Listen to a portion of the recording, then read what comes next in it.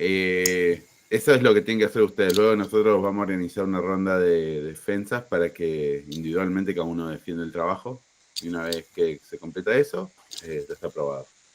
Perfecto, pero entonces, o sea, la parte de código, con que ya esté el último commit ahí listo, estamos. Sí, y asegúrense Exacto. de seguir bien el workflow de Git, ¿no? Recuerden de comitear cada cambio que hacen, cada tarea nueva que implementan, porque esa es la única forma que tenemos nosotros virtualmente de corroborar que ustedes hicieron el trabajo realmente. Estamos, sí, sí. No suban todo de golpe.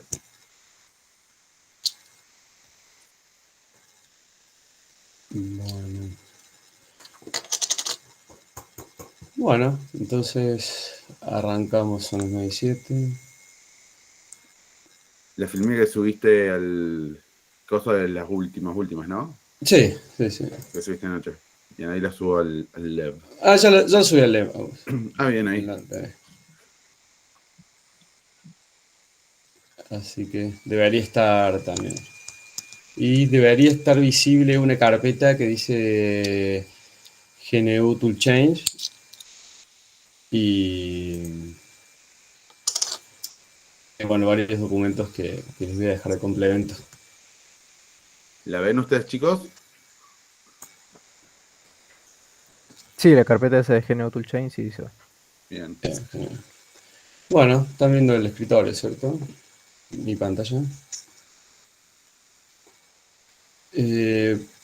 Bueno, a ver, hasta el momento, esta sería la tercera clase, ¿cierto? Y vimos en la primera clase una intro a los sistemas operativos, vimos algo de Linux, le pedimos que instalara una distro, la que ustedes quisieran, le recomendamos Linux Mint.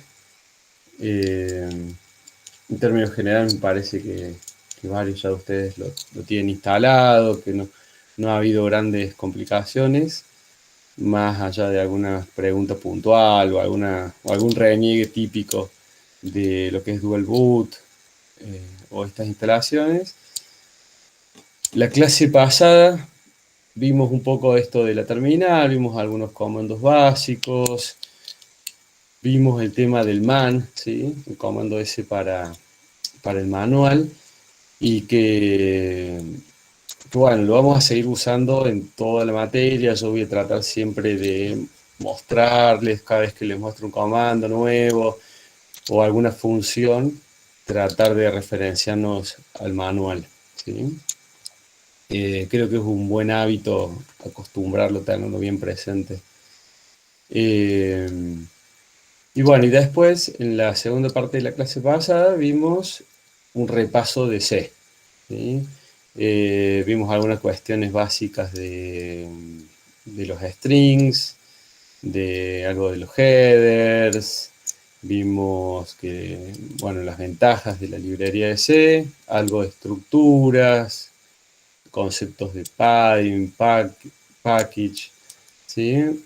Y bueno, y les pedimos que hagan el segundo práctico laboratorio, que es, por las preguntas que veo en Slack, eh, parece que están bien encaminados y bueno, todavía les queda una semana más de tiempo, así que vienen bien. La idea de hoy es ver todas las herramientas, ¿cierto? Por eso se llama este Tool Chain, ¿sí? Esta cajita de herramientas que nos provee GNU, ¿sí? ¿Se acuerdan que estábamos en un sistema operativo que era de tipo GNU Linux? Y bueno, la idea es centrarnos en lo que es el proceso de compilación, ¿sí? Cómo esto que estuvimos haciendo con estos ejemplos básicos de C, bueno, tuvimos un solo archivo, invocábamos GCC, como un máximo me parece que le pasaron las opciones ahora del práctico, esto de warning error, pedantic, ¿sí? Pero bueno, la idea es que entiendan qué está pasando debajo de ese programa, cómo podemos frenar en distintas etapas, cómo podemos hacer un debugging de ese proceso. Y bueno, una dentro de esas etapas vamos a ver qué es la de compilación propiamente dicho, también está la etapa del linkeo, ¿sí? Y finalmente vamos a ver cómo podemos automatizar ese proceso de compilación o building process utilizando make o makefiles, ¿sí? Y bueno, y después unas cuestiones referidas a debugging, ¿sí? A GDB. Esto es como una primera intro, después vamos a seguir viendo más temas de lo que es debugging, ¿sí? Pero eso, digamos, es como que vamos construyendo de a poco, ¿cierto? Primero Linux, algo de Linux básico para que ustedes se puedan mover, repaso de C, porque vamos a estar programando, y ahora, bueno, vamos a ver cómo construir programas, ¿sí? Con esa programación en C, que ustedes en cierto nivel, un poquito más oxidado, un poquito más fresco, manejan, ¿sí? Un poco en esta perspectiva del enfoque de la materia, de dar todo práctico, ¿sí? De dar muchas herramientas, nosotros hoy estaríamos en esta parte, en todo lo que es Toolchain, GDB, GCC, Make, con sus Makefiles, NM, que ya vamos a ver para qué es durante la clase. Vamos a ver, acá, bueno, acá solo está el static code, pero vamos a ver algo muy básico de cómo correr Valgrind, que es dinámico. Tenemos después una clase de Valgrind, pero va a ser una pequeña intro como para meterlo en todo el conjunto de herramientas que vamos a ver hoy. Bueno, ya empezamos a ver, ¿cierto? Toda esta parte de herramientas del sistema operativo. Estuvimos viendo Bash, targets para comprimir no lo vimos, sesiones remotas tampoco, pero la parte de procesos sí, vimos varios comandos básicos y vamos a continuar viendo más comandos, van a ir surgiendo nuevos, por supuesto todo esto bajo el contexto de Linux, y varios de ustedes estarán corriendo en alguna máquina virtual, ¿sí? Bueno, y a nivel lenguaje de C, ¿sí? Estamos en este primer nivel de lo que es la C Library, ¿sí? Todavía no hemos descendido, digamos, en nivel de abstracción a lo que son las syscalls o funciones de kernel. ¿Preguntas hasta acá? ¿Dudas, chicos? ¿Algún comentario? Por mi parte no, profe. ¿No? Una pequeña actualización, sobre todo en los online IDEs. Bueno, como GitHub Ah, sí. ahora también es de la familia Microsoft, están llevando Visual Code a la web. De hecho, da la opción para que ustedes directamente realicen los trabajos en CodeSpace, que es el IDE web de GitHub, pero bueno, preferimos por ahí que lo hagan un poco en su local. Tal cual. No lo he usado, pero la verdad que no conozco alguna IDE virtual que tenga la velocidad de lo que ustedes pueden lograr laburando de forma local, ¿no? Yo no sé CodeSpace, pero de a poco es Visual Code. Cada vez le agregan más features y la idea de Microsoft es justamente que sea todo Todo cloud. todo en la nube. Está bueno. Bueno, entonces empecemos con qué es GCC, ¿cierto? Esto. GCC viene de GNU, ¿sí? Compiler Collection. Vamos a ver nosotros qué hace el compilador como herramienta, ¿sí? Vamos a ver que vamos a usar las palabras compilar o compilación para varias cosas, pero la idea es entender a qué nos estamos refiriendo puntualmente. Y en este caso, vamos a tocar el tema de lo que es el compilador como herramienta, ¿sí? Que básicamente es el proceso de agarrar código, ¿sí? Leíble, entendible por humanos, código que hemos estado viendo con los ejemplos de C y que hemos estado escribiendo, y transformarlo en lenguaje de máquina, ¿sí? Transformarlo en en un binario que pueda correr, ¿sí? Y particularmente nosotros vamos a estar hablando de que pueda correr en Linux, ¿sí? Y bueno, y algo muy importante que todo esto de GCC, ¿sí? No es solo un compilador, sino que hay varias herramientas que las vamos a ir viendo ahora en partes. Por ejemplo, tenemos el linker, tenemos el ensamblador, hay varias etapas. Y también acá, bueno, podemos mencionar que no solo va a ser para C, sino que puede ser para, bueno, C++, Java, ¿sí? Object-C, entre otros lenguajes. ¿Sí? La idea es, ¿cierto? Nosotros partimos de código fuente, como decía recién, por ejemplo, C, CPP, y para C++, un header.h. Hay una etapa de preprocesamiento, ¿sí? En esa etapa de preprocesamiento se incluyen los headers. Por ejemplo, ¿vieron cuando ustedes hacen include string, por ejemplo, hacían include, math, ¿sí? Para los primeros ejercicios que estuvieron haciendo?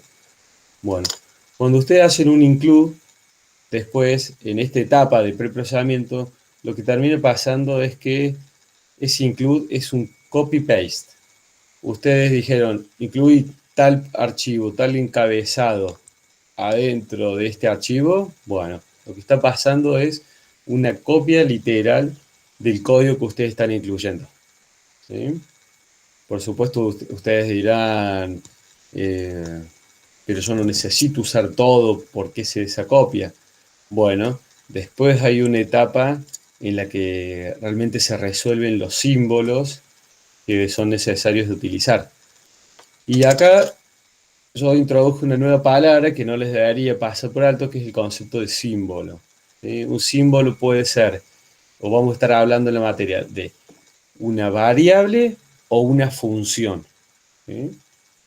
Es un término genérico al que nos vamos a estar refiriendo, y la primera característica que tiene un símbolo es que tiene una dirección de memoria. ¿Sí? Dentro de un programa tiene una dirección, probablemente esa dirección sea relativa, y después cuando ese programa esté cargado cuando esté cargado en memoria RAM, ¿sí? Cuando ya esté disponible para ser ejecutado, bueno, esos direccionamientos van a estar resueltos, ¿sí? Van a estar disponibles y accesibles para poder ser ejecutados, ¿sí? Y si es, por ejemplo, una variable, para poder ser leída o escrita, ¿sí? Pero bueno, eso es lo que nos vamos a referir como símbolo. Fíjense que en cada una de estas etapas, así como teníamos las de preproceso, de preprocesamiento, le sigue una etapa que se llama compilación, ¿sí? Y acá es una aclaración importante, que es que nos vamos a referir a estas 4 etapas, ¿sí? Como compilación. Ese es, digamos, cuando la gente habla de compilar, se refiere a estas 4 etapas de todo el proceso global, pero a su vez, una sola de esas etapas es realmente donde se da la compilación, ¿sí? Donde se da esa traducción de código fuente, el código que nosotros escribimos, a assembler, ¿sí? Cada una de estas etapas, fíjese, step 1, 2, 3, 4, tiene en paréntesis el programa, ¿sí? Que va a ejecutar ese paso. Por ejemplo, la parte de preprocesamiento la va a hacer CPP. La parte del compilador la hace GCC, ¿sí? La parte de lo que es este ensamblaje lo hace este programa que se llama AS, ¿sí? Y la parte del linker, que es la última parte, que ya vamos a ver la importancia que tiene esta etapa, que va a estar dada la importancia porque nos permite enlazar, ¿sí?, a librerías estáticas, a librerías dinámicas, nos permite resolver todo ese direccionamiento de símbolos. Cuando ustedes estuvieron haciendo los primeros ejercicios, y vamos a ver otro ejemplo, veían de que si ustedes no proveen una librería o un header, no sabe dónde está el símbolo declarado de ese. Por ejemplo, te dice, esta variable no está declarada, esta función no está declarada, ¿sí? Y bueno, y el producto final, ¿sí?, va a ser un ejecutable. Acá dice un punto .exe, que es lo que más conocíamos probablemente antes de esta materia, que es un formato para Windows. En este caso nosotros en Linux vamos a estar hablando de un formato que se llama ELF, ¿sí?, que quiere decir la E es de executable, la L es de linkeable, ¿sí?, y la F es de format. Es un formato ejecutable y enlazable.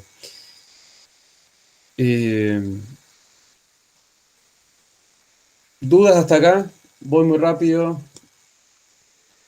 Yo tengo una pregunta, Pablo. ¿Sí? Recién mencionaste que digamos, el proceso de compilar básicamente transforma el código humano en código máquina. Sí. ¿Qué pasa, por ejemplo, con los lenguajes que no compilan, ponle que son interpretados como Python? ¿Cómo es el proceso ahí? Bien. Por un lado, por ejemplo, para Python hay que entender cómo trabaja, ¿sí? O sea, porque si bien Python tiene una parte de lenguaje interpretado, ¿sí?, toda esta parte del scripting, de que uno puede ir resolviendo los símbolos, ¿cierto? A medida que vos lo ejecutás. Por debajo lo que termina haciendo Python es invocar a librerías dinámicas, ¿sí? En realidad, más que librerías dinámicas, son objetos dinámicos, ¿sí? Entonces, la base de todo eso, de todos esos lenguajes, es esta parte. Después que veamos toda esta parte de GNU Toolchain y estas herramientas básicas, hay una parte que vamos a ver ya, lo que son librerías, ¿sí? Probablemente no lo veamos en esta clase, vamos a dejarlo para la clase que viene, donde vamos a ver conceptos como Dynamic Loading and Unloading, ¿sí? Recién para que yo te pueda, ¿viste?, y me puedas entender mejor y yo te pueda responder con más precisión esas diferencias, necesitamos llegar acá, pero primero necesito tener sólida esta base. Así que, por ahora, espero que te conformes con la respuesta de, a pesar de que es Python y que es un lenguaje de scripting, la base va a ser esta. Vamos a terminar compilando código en C, ¿sí?, y vamos a terminar ejecutando código que está compilado ya de C, ¿sí? Por ejemplo, en Python, cuando haces import math, ¿sí?, la librería, en realidad lo que está haciendo Python es ejecutar los símbolos compilados de la librería math de C. Bien, bien, bien. Por eso es tan potente Python, ¿sí?, porque está ejecutando finalmente código que fue compilado a partir de C, pero ya es un binario, ¿sí? Ya está. No hay ninguno. No, todas estas etapas que estamos viendo acá ya fueron resueltas, ¿sí?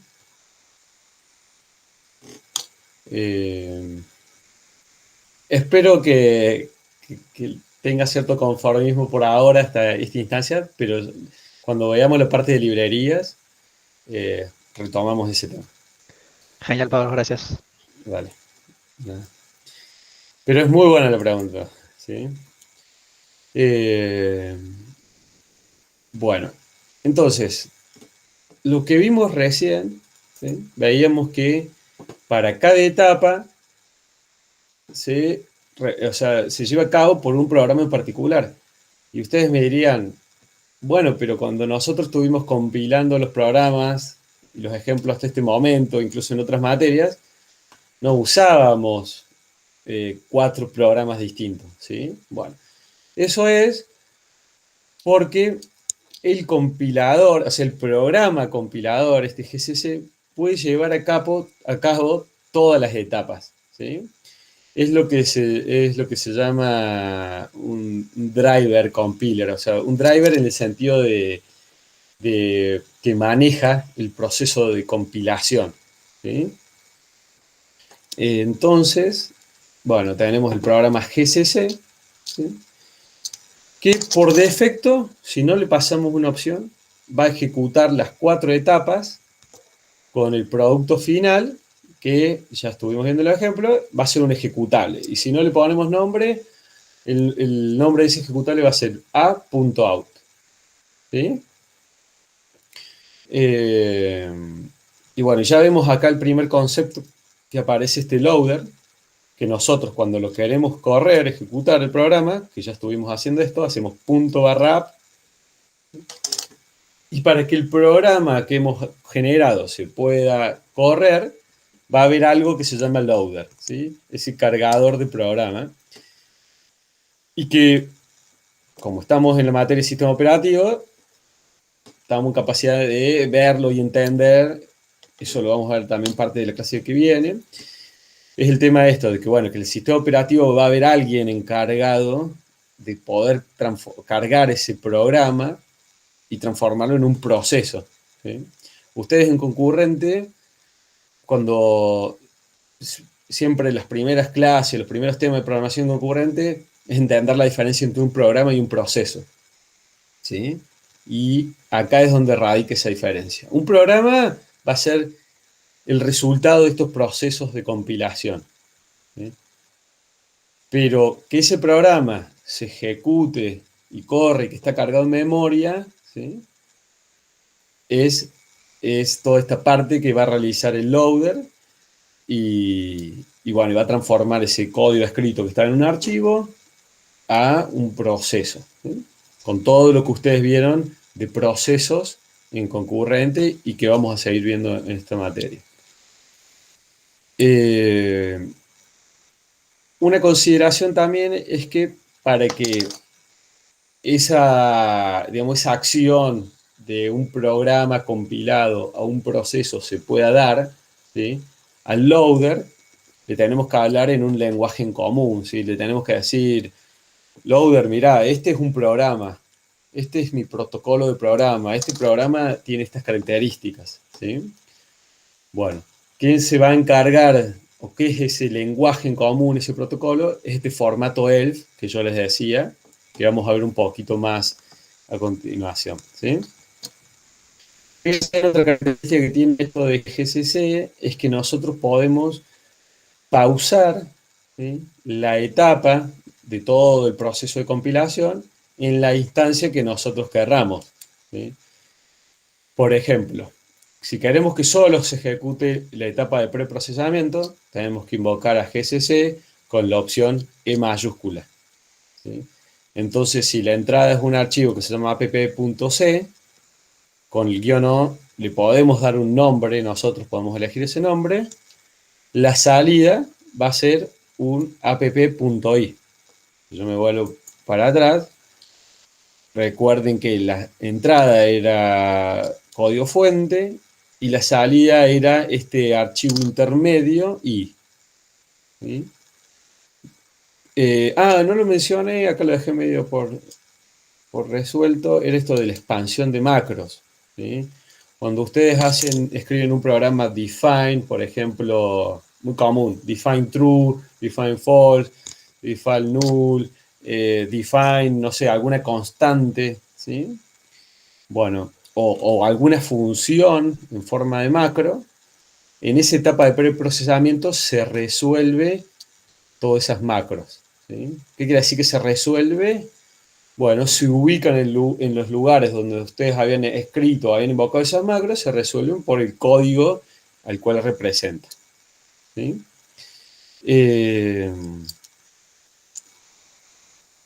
Bueno, después con este assembler, ¿sí? Nosotros lo que hacemos es terminar de generar un objeto, ¿sí? ¿Qué serían estos objetos, digamos? Ustedes escriben un programa, un archivo, perdón, o múltiples archivos, y por esos archivos ustedes van a generar distintos objetos, ¿sí? Esos objetos van a ser estas unidades individuales de código que ustedes han compilado. Y eso es lo que ustedes, esto se va a ir entendiendo mejor cuando veamos la parte de librerías, ¿sí? Pero estos objetos a ustedes les va a permitir crear un solo binario, o sea, un solo programa, o generar una librería, porque probablemente ustedes digan, o sea, mi producto final no es un programa, sino que es una librería, ¿sí? ¿Para qué? Para que otros desarrolladores puedan construir sus programas a partir de mi librería. O puede ser una librería dinámica, donde el usuario de esa librería no va a tener necesidad de compilarla, o no va a usarla como parte de un proceso de compilación, sino que la va a utilizar de forma ya compilada, ¿sí? Solo va a acceder a los símbolos bajo demanda, ¿sí? Esta parte de librería estática, librería dinámica, lo vamos a terminar de ver la clase que viene. Y les hago una pregunta acá. ¿Saben qué es librería estática, librería dinámica? ¿Lo han visto en informática, en algoritmos, no sé, en software? Me imagino que en ingeniería de software podrían haber visto algo de cuando ven arquitecturas o patrones, ¿sí? Yo no. No, yo tampoco. Bueno, es un concepto bastante importante. La clase que viene lo vamos a trabajar más y por supuesto que vamos a ir poniendo las bases para esto. Entonces, bueno, algo muy común que se hace, ¿cierto? Es pedirle al compilador, a GCC, que ejecute las tres primeras etapas, ¿sí? O sea, corremos gcc-c, ¿sí? Pero no lo hacemos desde el punto punto S, ¿sí? No lo hacemos de la etapa anterior, sino que lo hacemos desde la primera etapa. O sea, hacemos gcc-c para que se frene después de la etapa de compilación, ¿sí?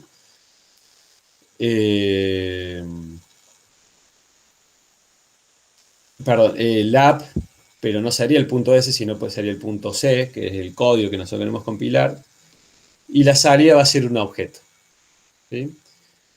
¿Por qué es muy común esto? Porque directamente queremos hacer todos los pasos hasta tener esos objetos y frenarnos en la etapa de linkeo, de enlace, donde vamos a poder tomar decisiones de cómo unir todos estos objetos para transformar una librería estática, dinámica, un programa, ¿sí?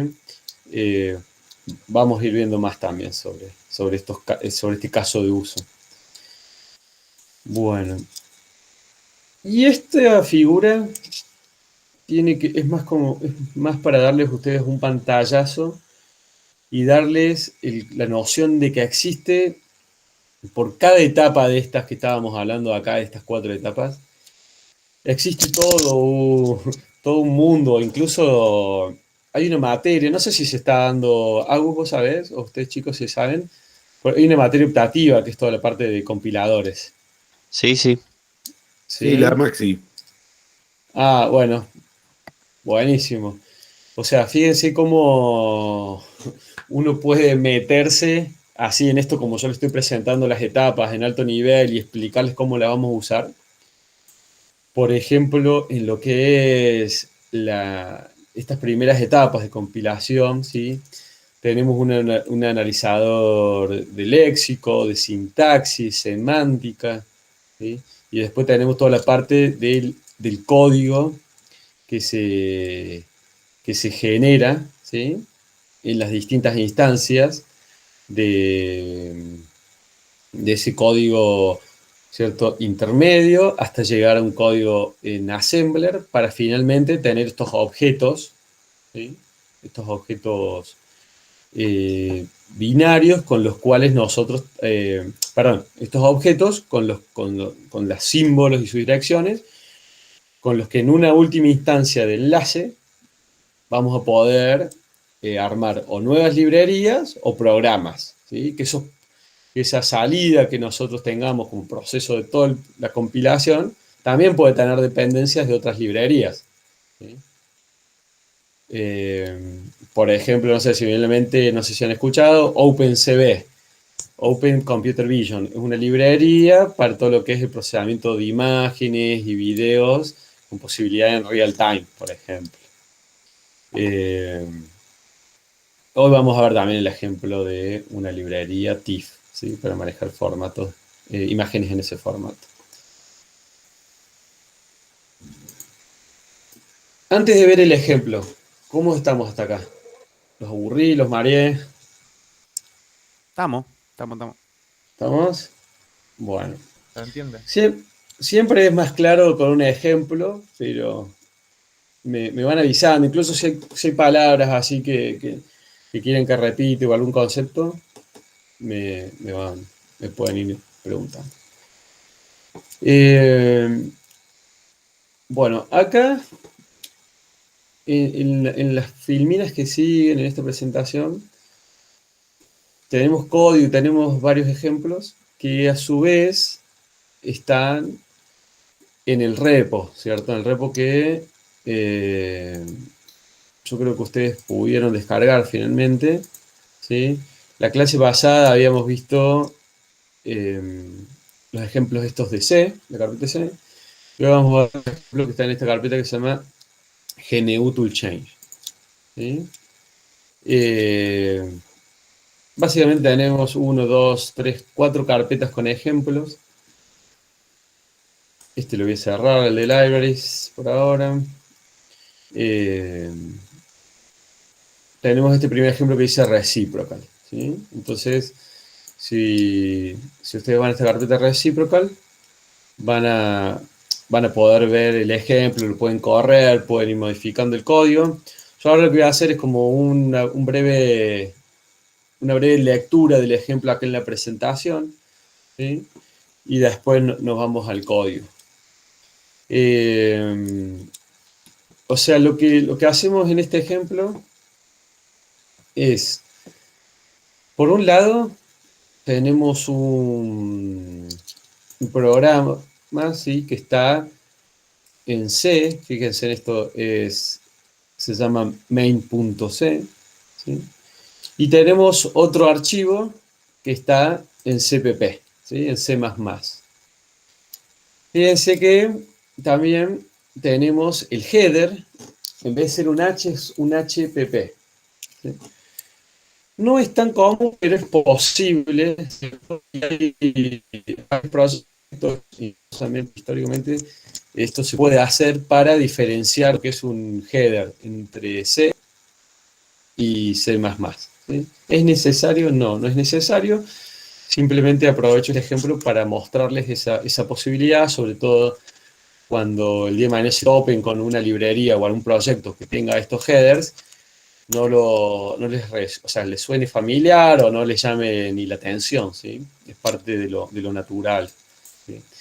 Que estén acostumbrados. Entonces, ¿qué vamos a hacer en este ejemplo? Vamos a compilar, ¿sí? El código en C, el código en C++, y finalmente lo vamos a enlazar juntos, ¿sí? La idea es ver las etapas que estuvimos viendo recién, y ver cómo las podemos ejecutar por partes y unir en ese ejemplo del enlace, hacerlo como última etapa, ¿sí? Nos salteamos el código porque lo veamos directamente en el IDE. Yo ya se los voy a explicar. Y acá le quedan las etapas, ¿sí? Que vamos a realizar. Antes de meterlos en el código y en los detalles, quiero que observen esto. Dijimos que íbamos a compilar cada archivo, ¿sí? Y quedarnos con el objeto, ¿sí? Sería esto de acá. hacemos preprocesamiento, compilación, assembling y terminamos con un objeto, un punto de option, ¿sí?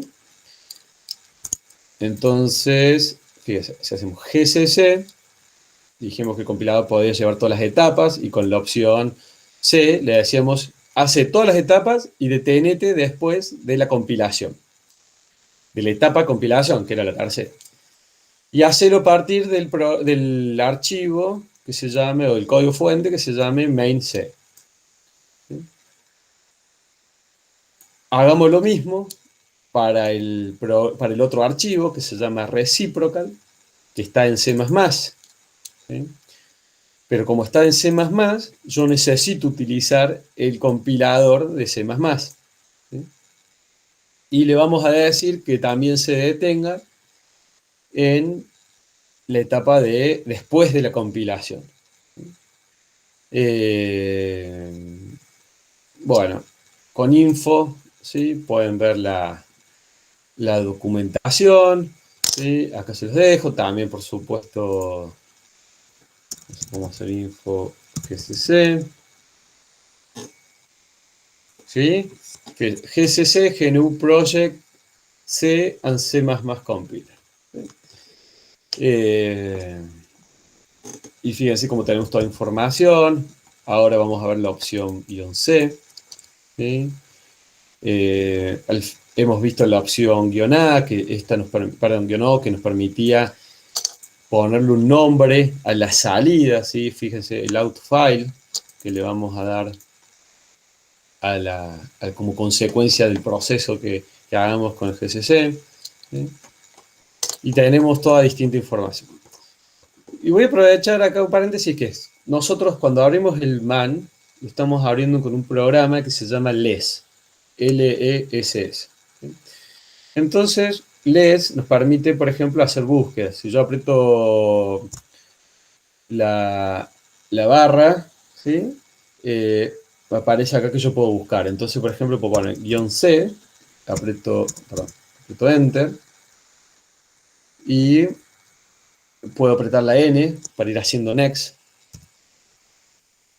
Bueno, perdón, no sé qué apreté más. Había tocado acá, perdón. Entonces, fíjense cómo dice, for example, the C option dice que no vamos a correr el linker, que en definitiva es esto de correr todas las etapas hasta la compilación y no ejecutes la última etapa del linkeo. ¿Sí? Con la Q salimos. Lo mismo podemos hacer con man GCC, por ejemplo. ¿Sí? Bueno. ¿Estamos hasta acá? ¿Sí? Con estos dos comandos, ¿se entienden por qué o qué vamos a hacer? Sí, sí. Se entiende, profe. Bien, genial. Bueno, y hay algo que es propio de cuando queremos unir, queremos compilar, ¿sí? Uniendo estos dos lenguajes, uno es C y otro es C++, es que el proceso de enlace tiene que estar hecho por el compilador, ¿sí? De G++, ¿sí? De C++. O sea, por el linker de C++. ¿Sí? Entonces,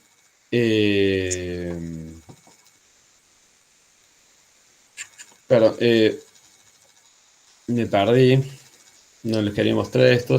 Bueno, en realidad acá está, ¿cierto? Se utiliza el C++. Perdón, quería...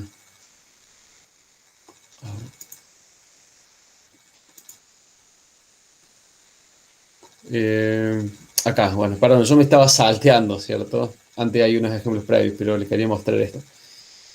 De que el enlace final, ¿sí? Tiene que ser hecho con el linker de C++, ¿sí? Entonces, fíjense que hacemos G++, la entrada van a ser los objetos que vamos a haber generado con los comandos que veíamos recién con la opción C, y la salida de este programa va a ser un programa que se va a llamar reciprocal.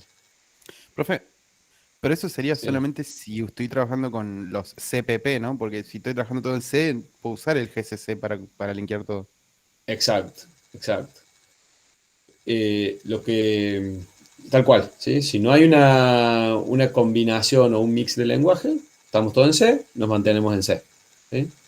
Si estamos en C++, nos mantenemos en C++, y si vamos a hacer un mix de lenguaje, lo que esté en C se puede compilar con el compilador de C, lo que está en C++ se puede compilar con el de C++, y el enlace lo tenés que hacer con C++.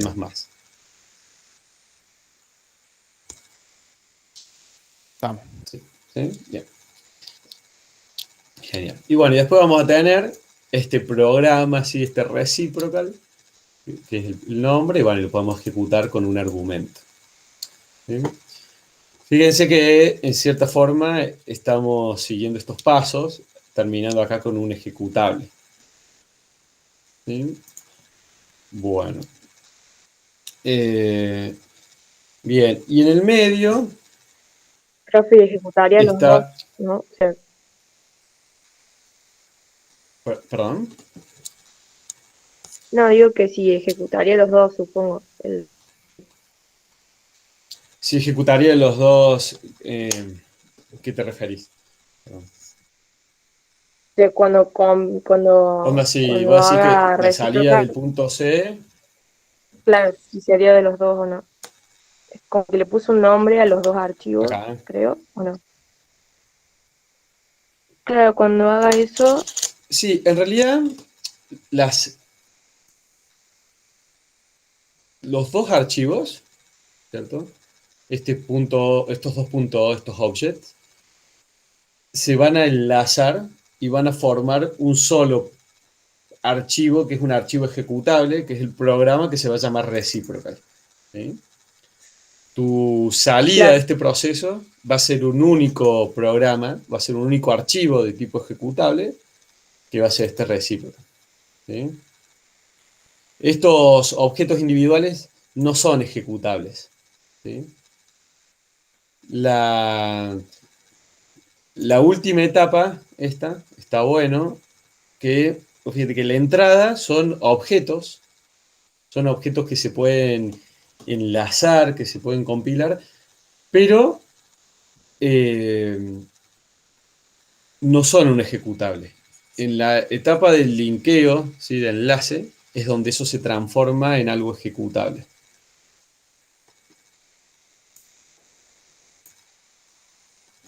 ¿Cómo estamos hasta acá? bueno, ¿Se está perfecto. entendió?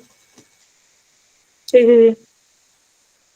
Bueno, mira, ahora lo vemos con un ejemplo y me preguntas de nuevo, ¿vale? A ver si quedan alguna duda. Acá, bueno, es una opción simplemente en esto del guión I, ¿sí?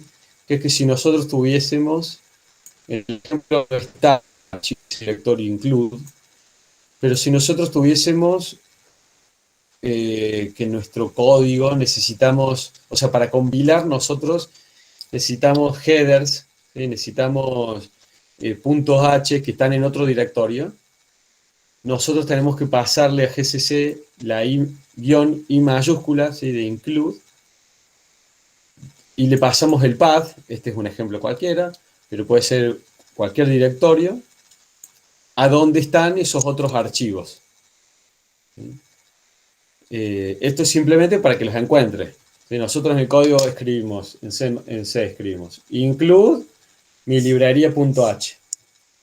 Si esa librería, o sea, esa librería.h no está instalada en el sistema, no es parte, digamos, de los paths comunes, nosotros necesitamos decirle a GCC dónde lo busque. Y dónde lo va a buscar es esta opción I. ¿Sí?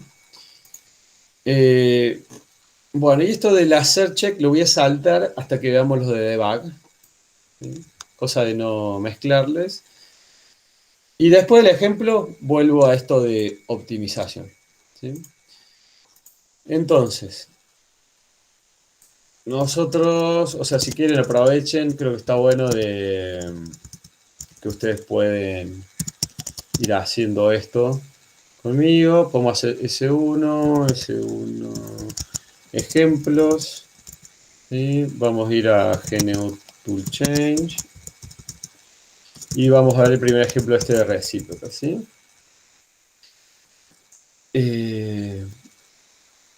Fíjense que el programa existe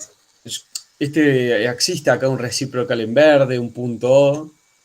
Eso es porque ya está creado, entonces yo voy a hacer make clean, ¿sí? Que es lo mismo. Perdón. Ya les voy a explicar dónde viene ese make clean, pero es lo mismo que si yo hubiese ejecutado este comando.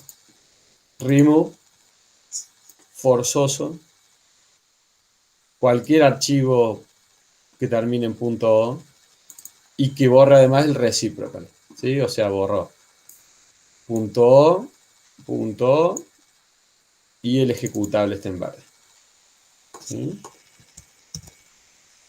Entonces ahora, si yo hago ls, tenemos el main C, tenemos el reciprocal, que teníamos el cpp y el .h. Y ya vemos que es ese make. Bien. Entonces, yo lo que voy a hacer es, de este lado voy a poner los archivos de C++, y de este lado vamos a poner este archivo de C. ¿Sí? Entonces, a ver, veamos este main, ¿sí? Nosotros tenemos el main, ¿sí? Donde todavía esto no habíamos visto, me parece, algún ejemplo, pero me imagino que les debería sonar de informática o algo de C, que es la forma en la que al programa ustedes le pueden pasar argumentos de usuario, ¿sí? Cuando ustedes invoquen el programa, le vamos a poder pasar opciones, ¿sí? La cantidad de opciones que el usuario le pase al programa es esta variable entera que es argc, ¿sí?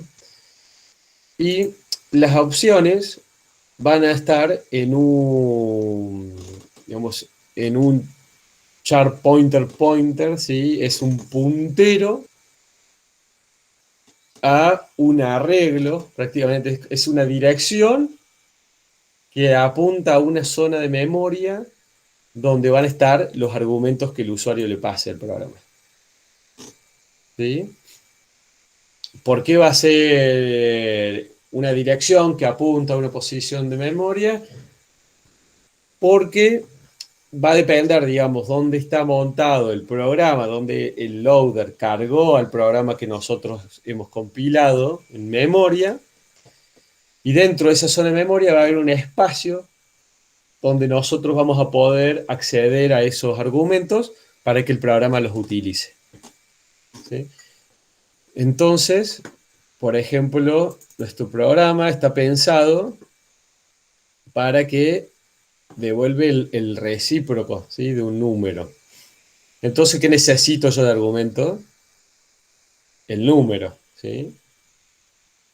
Entonces,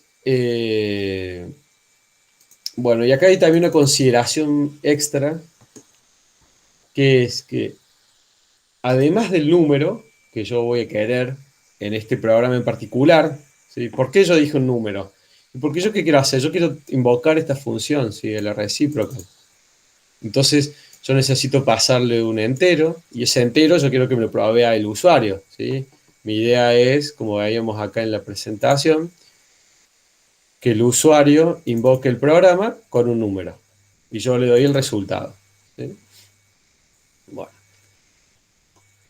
Pero, si ven acá la línea 16, dice que la cantidad de argumentos sea menor que 2, ¿sí?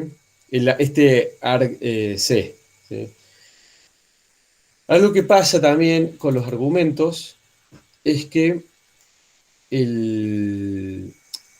siempre en la cantidad de argumentos, el primer argumento que se pasa, ¿sí? Es el nombre del programa. Esto lo vamos a seguir viendo y lo vamos a ver mejor cuando veamos la parte de GNU Linux Software. ¿Sí? Pero por ahora esta parte viene referida a las opciones. ¿Sí?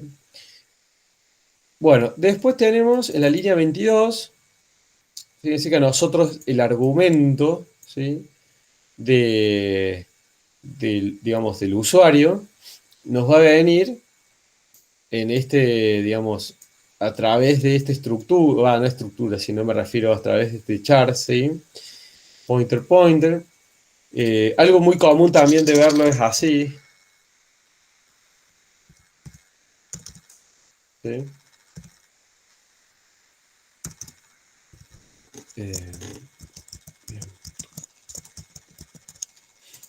Entonces, accedemos al argv.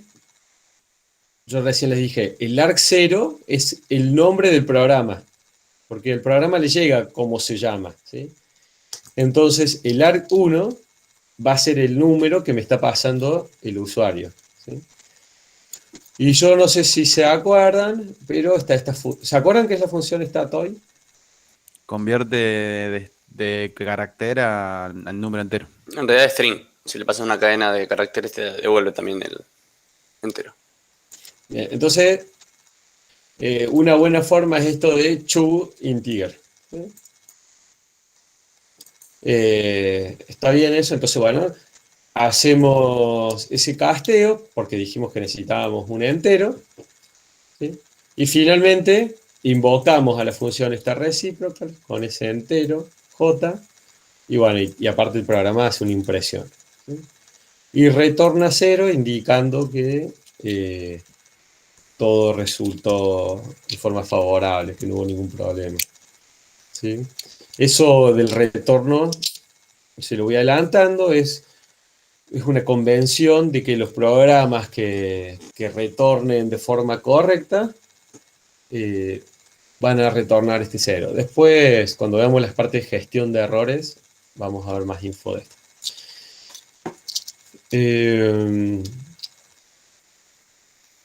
Bueno, fíjense chicos cómo para darle, digamos, todos estos elementos, explicar la compilación y más, también me tengo que ir a estas cosas de C, pero también a la interfaz, ¿sí?, entre un programa de C y qué pasa en Linux, ¿sí?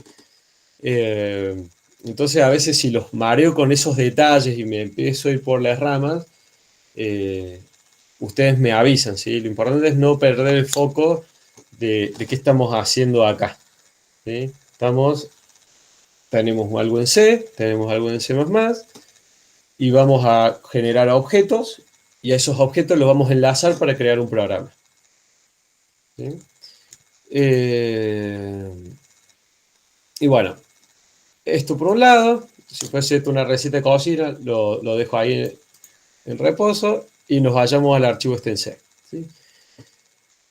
Si vemos el H primero, vemos que tiene una función que retorna un double a través de, digamos, un entero. Esto se llama el prototipo, ¿sí?, de una función, y que está declarada, ¿sí?, presten atención al nombre, a las palabras que uso, está declarada en el punto H y está implementada en el punto CPP. ¿Sí?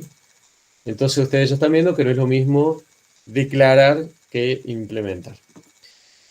Entonces, bueno, si vemos acá la implementación cumple con el prototipo, ¿sí? Ya vamos a ver estos detalles de qué es ese extern, de qué es esto acá de ifdef, ¿sí? Pero lo que me quiero que se queden ahora es con esto de la función recíproca. Entonces, tenemos una función, recibe un entero, hace un chequeo, ¿sí?, con un assert. ¿Vieron asserts? ¿Entienden lo que es un assert? En ingeniería de software, sí. Ah, buenísimo. ¿Vieron por test unitario, algo así o no? Claro, con JUnit en Java. Ah, perfecto. Bueno, el mismo concepto aplica, ¿sí? Entonces vamos a hacer un assert para evitar esa división por 0. ¿Sí? Y bueno, y vamos a retornar el recíproco, ¿sí? de ese número. Perfecto. ¿Dudas hasta acá? ¿Dudas que tengan que ver con el código? ¿Qué hace el hacer, profe? Yo no hice de toda ingeniería de software. Bien. Assert lo que hace es evalúa una condición, ¿sí? Y si esa condición digamos, es verdadera, no hace nada. Pero si esa condición es falsa, el programa ejecuta un abort, ¿sí? Es una terminación abrupta. No,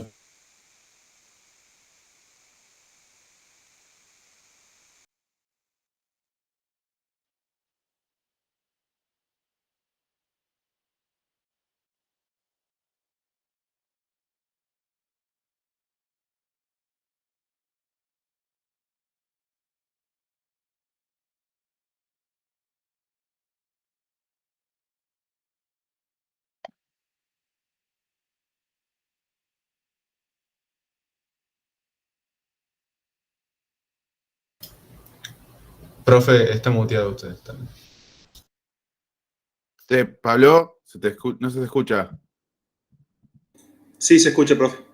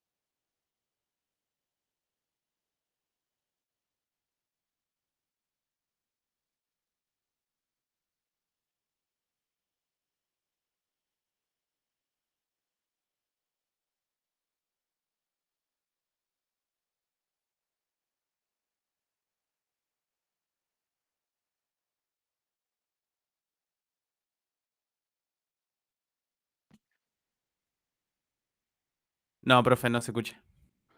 Pablo, no se escucha. Fíjate, habilitar el micrófono de nuevo. Se te ve bien, pero raro, no se te escucha.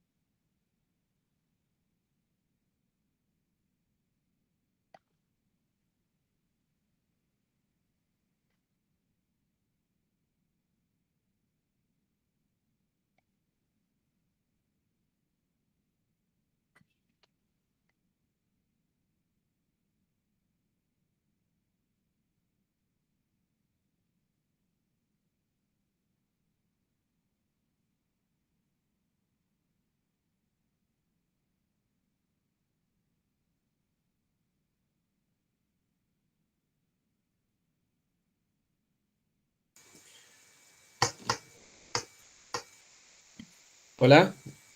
Ahí sí, sí. ¿Sí? Bueno, Ahí no sí. sé. Lo harté hablando a Google Meet y me muteó. Claro, no le gustó tu explicación de hacer. Me mostró el abort, mira. Tac. Ajá. Bueno, ahí voy a empezar, voy a compartir de nuevo toda la pantalla.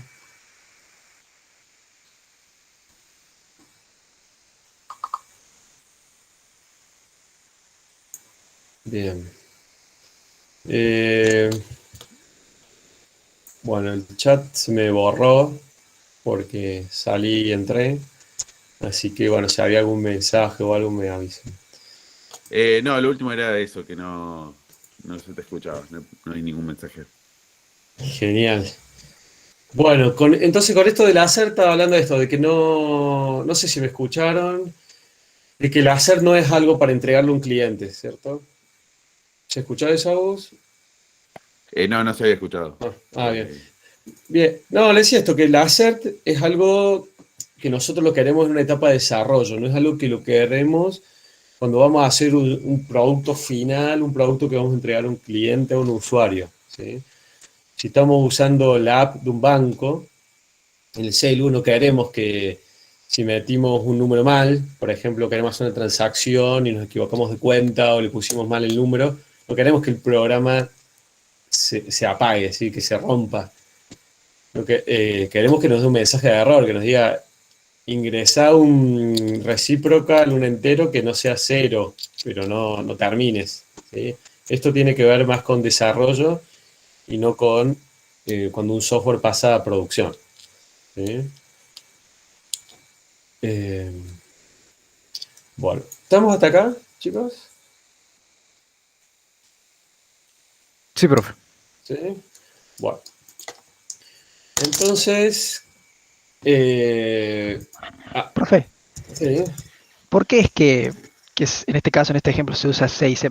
Es un ejemplo nomás. Listo, listo. Eso quería saber. Si era 100% necesario o es por... No es para nada necesario. Es simplemente un ejemplo para mostrarles que realmente lo que se generan son objetos y estos puntos son objetos independientes, ¿sí?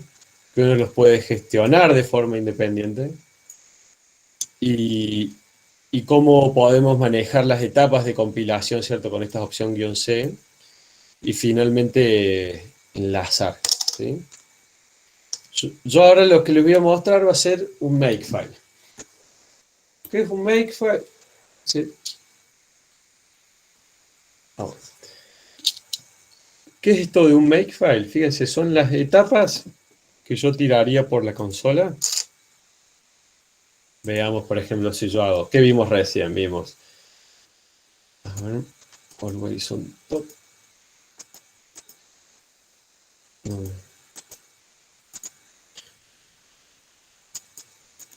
Si yo hago GCC, ¿sí? Digo que se frene la etapa después de la compilación, main.c. ls, podemos ver que se generó un objeto a partir de el main.c. Si yo hago nm main.o, ¿qué hago con este nm? Este programa nm, fíjense lo que hace este programa. Dice, lista los símbolos de un archivo de objetos, ¿sí? De un objeto. Por supuesto, tiene más opciones, pero con esto me alcanza hasta ahora. Estamos viendo que este objeto punto tiene todos estos símbolos. ¿Sí? Fíjense, tiene la función atoy, que es la que teníamos acá. ¿Sí? Tenemos la función fprintf, tenemos la función exit, que se va a invocar cuando hagamos el return, ¿sí? Cuando nuestro programa termine lo va a hacer con exit. Tenemos el main, ¿sí? Fíjense en la línea 13, tenemos símbolos de standard error, ¿sí? Son todos los símbolos dentro de ese objeto. Ya vamos a ver bien, esta U quiere decir que no está definido, undefined, ¿sí? ¿Por qué? Porque no tenemos definida una dirección, ¿sí? Esto simplemente ahora es un objeto.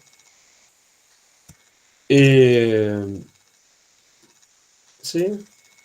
Si yo hago lo mismo, ahora hago G, en vez hago G++, lo hago igual para el reciprocal CPP.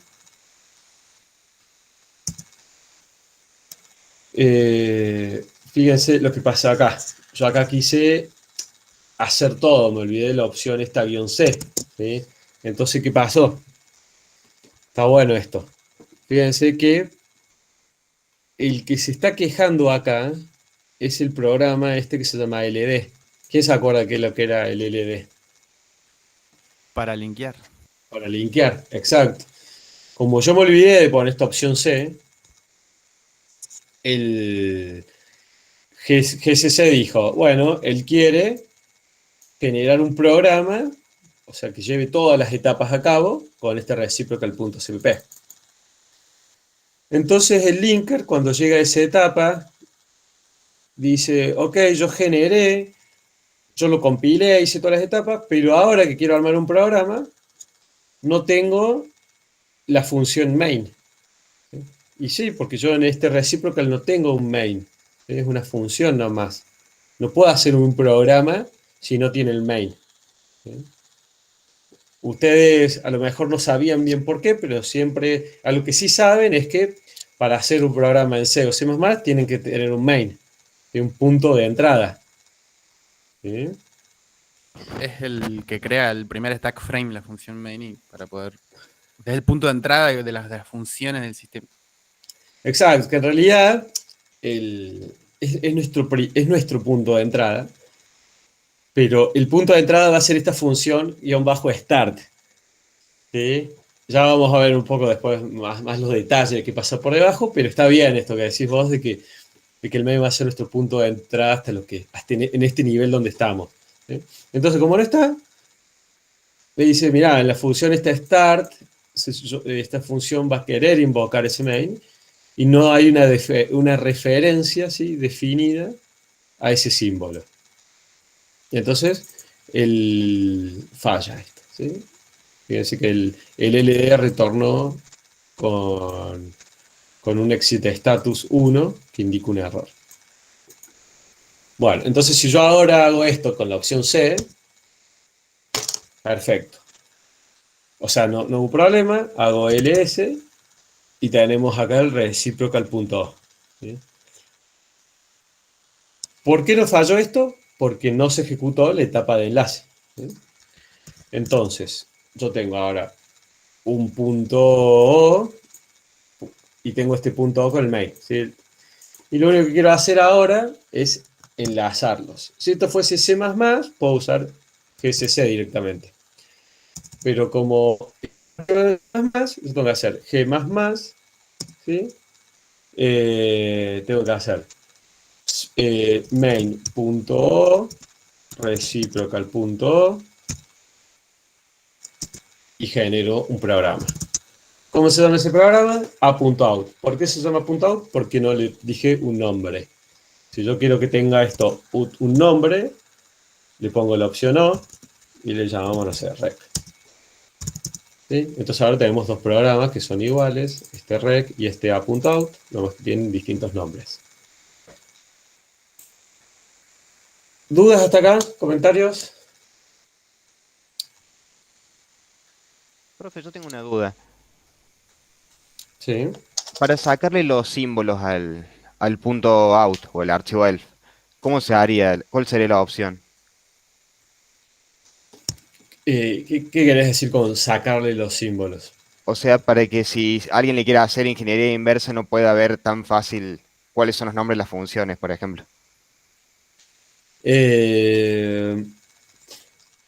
Bueno, en realidad eso lo que se usa mucho, por ejemplo, es encriptar los binarios, por decirte.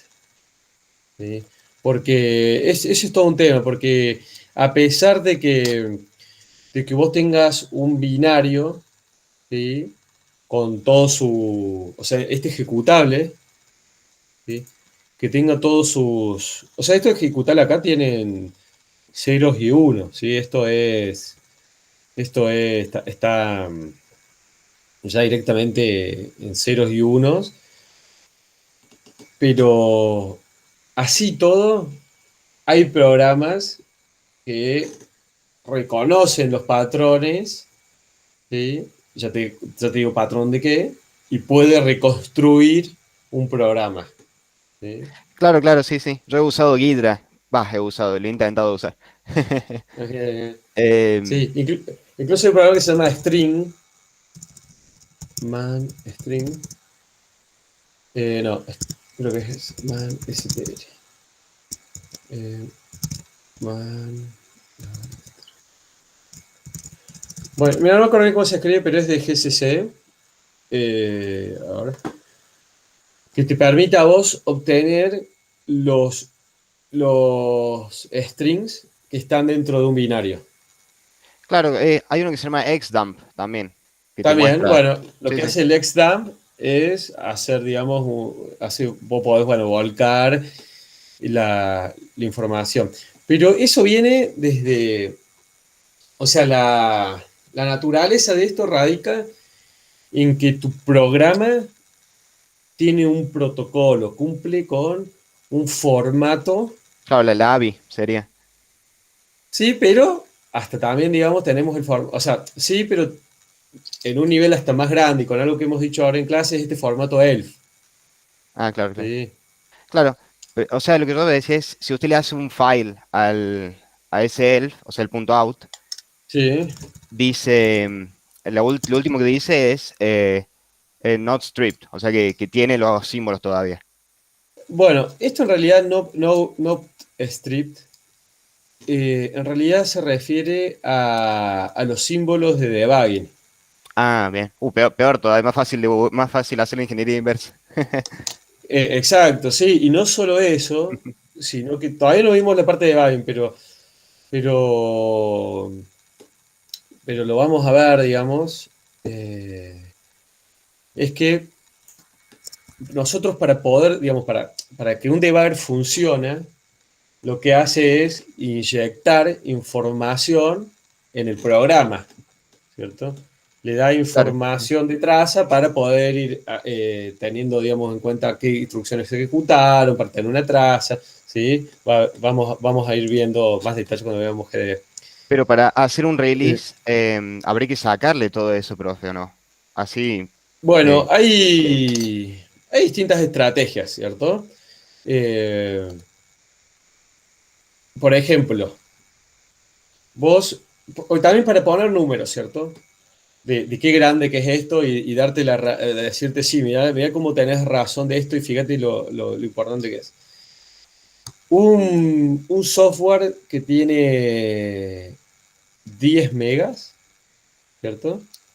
A lo Sí. mejor cuando vos lo compilás con información de debugging, puede llegar a tener 300 megas.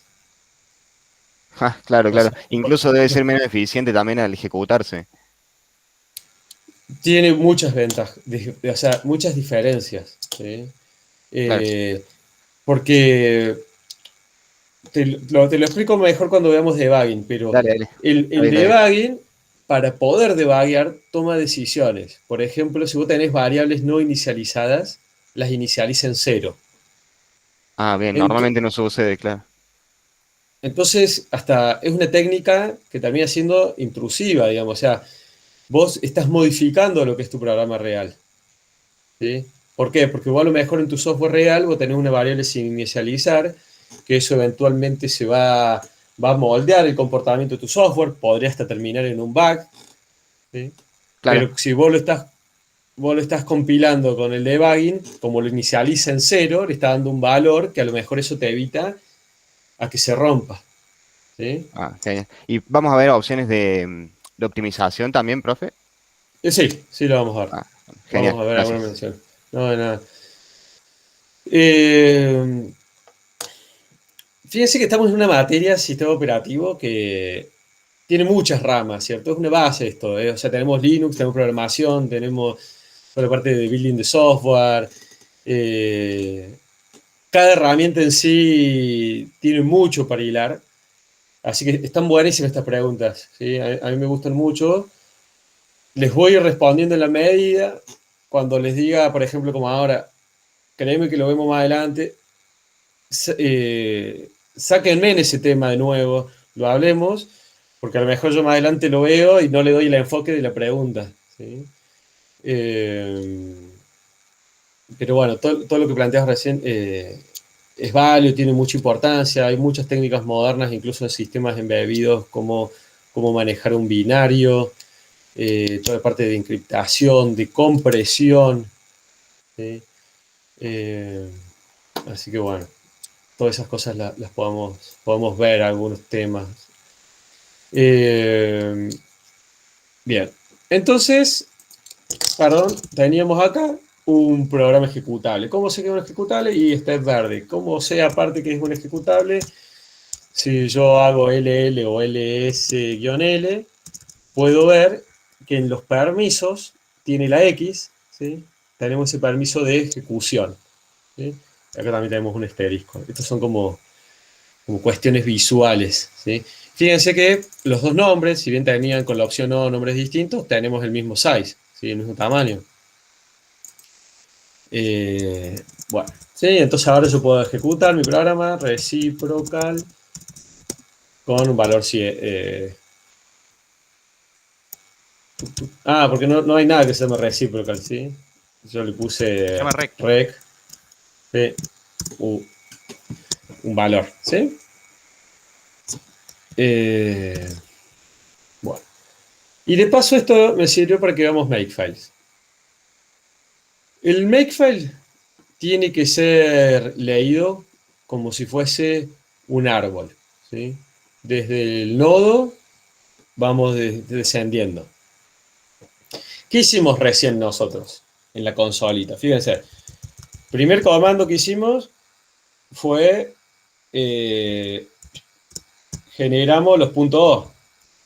¿Sí? Fíjense acá, por ejemplo. ¿Sí? Con esto yo generé el punto O. No importa, del C, del C++, la cuestión es que lo generé. Y después, al último, generamos el programa, ¿sí? Entonces, al revés, ¿qué sería? Nosotros decimos, yo quiero generar un programa que se llame reciprocal. En mi caso no se llamó reciprocal, se llamó rec, pero es lo mismo. Acá le puedo poner el nombre que quiero, ¿sí? Y que ese reciprocal tiene dos dependencias. Una dependencia es el archivo main.o. No me importa cómo se genera, yo solo digo acá que es mi dependencia. Y tiene otra segunda dependencia que es el reciprocal.o. Lo mismo, no me importa cómo se genera, pero sí digo que para generar este programa yo tengo estas dependencias. ¿Cómo se llama esto en un makefile? Esto se llama target, ¿sí? ¿Y cómo se llama esto? ¿A quién se le ocurre cómo se llama esto?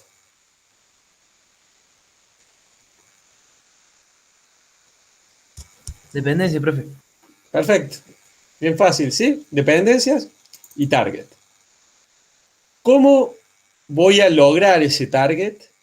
Es la receta. Son los pasitos así, cómo cocinamos este recíproco.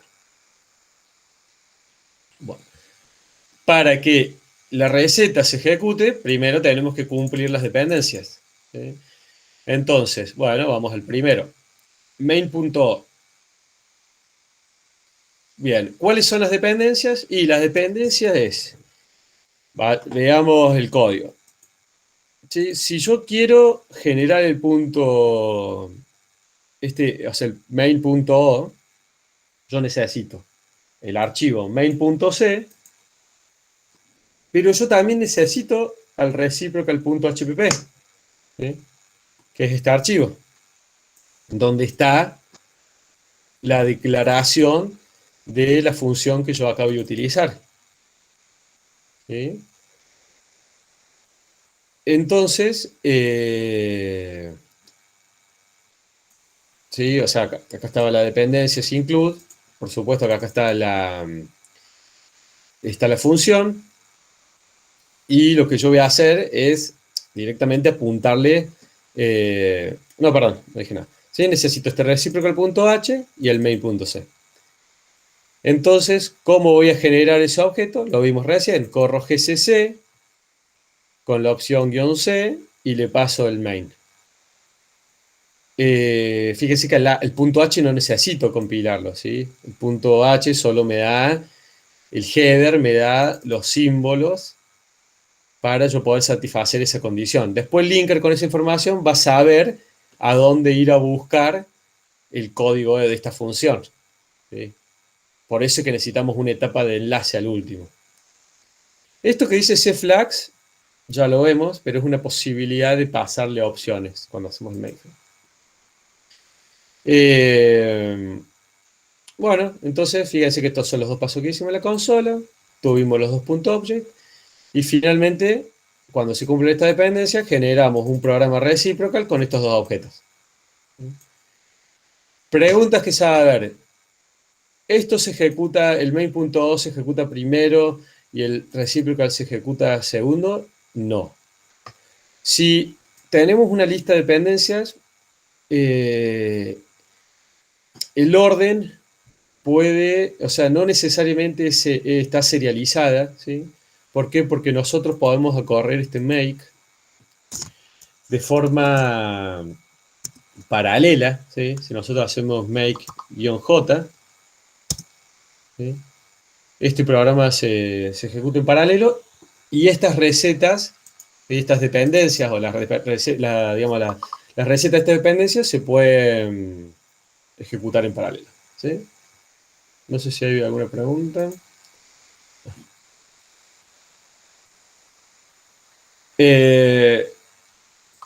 Sí, o sea, eso es el binario, pero además tiene que ser, digamos, tiene que tener un formato, tiene que tener algo entendible, ¿sí? Y eso ya lo vamos a ver, ya viene muy, muy pronto. ¿Dudas hasta acá, chicos?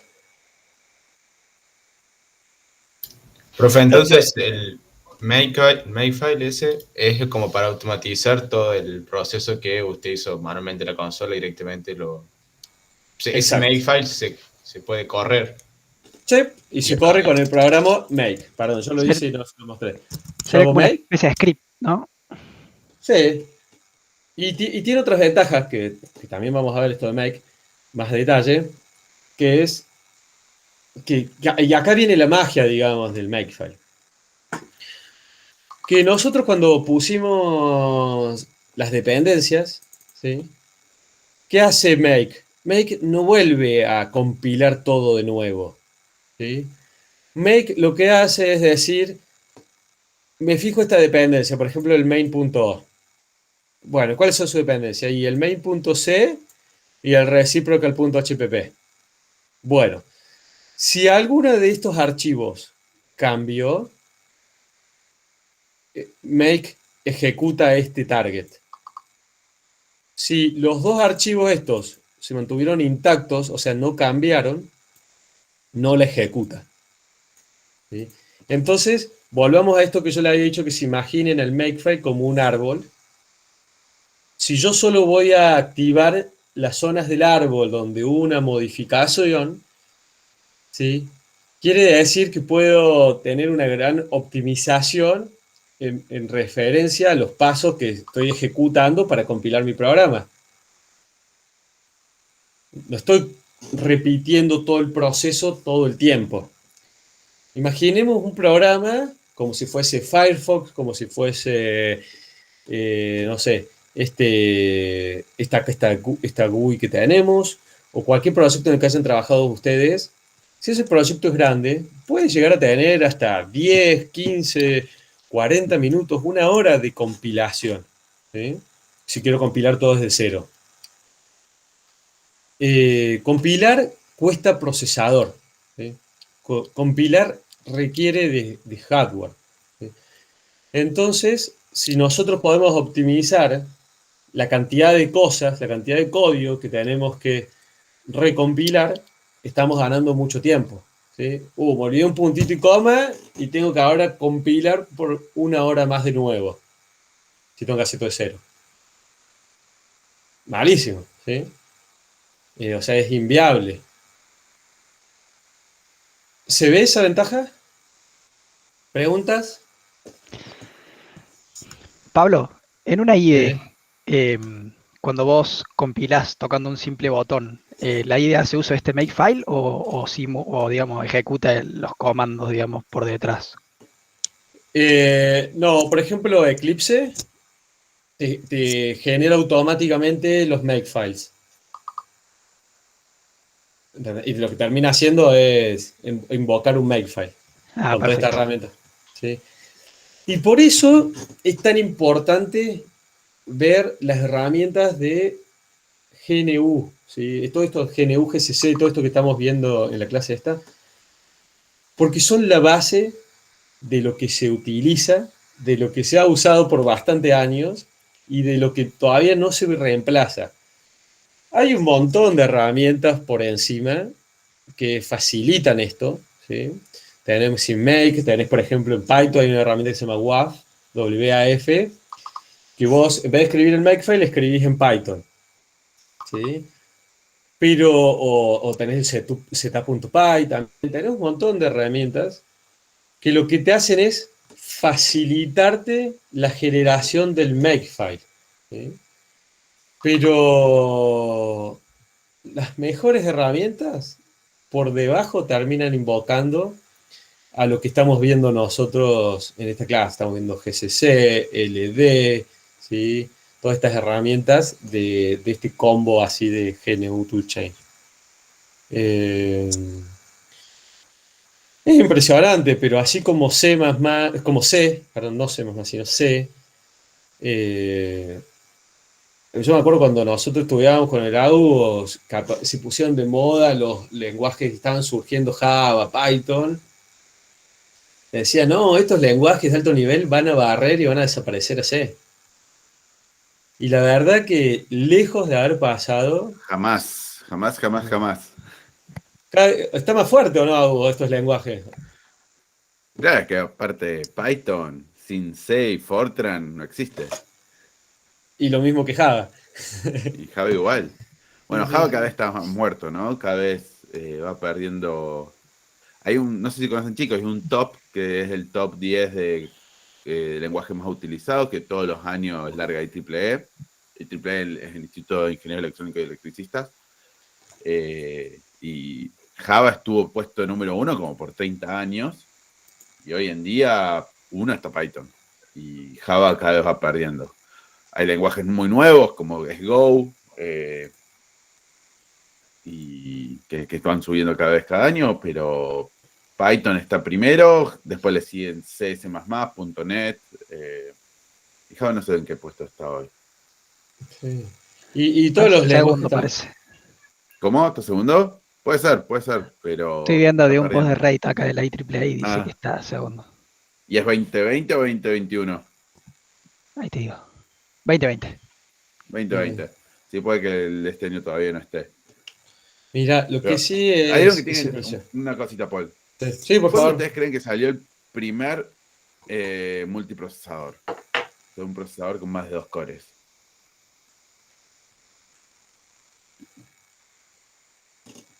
¿Puedo repetir la pregunta, profe? ¿Cuándo creen ustedes que salió el primer procesador con más de un core? El primer multicore.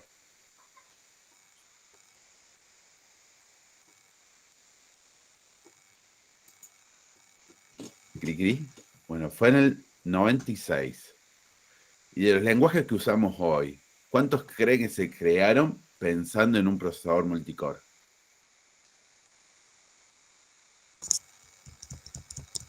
Supongo que muy pocos. Casi ninguno. Go, que es de lo más nuevito. Python es del 90, del 89. C, C++, son todos anteriores. El hardware va mucho más rápido que el software, chicos. Mucho más rápido. Si el software hubiese avanzado a los niveles que avanzó el hardware, no estaríamos aquí.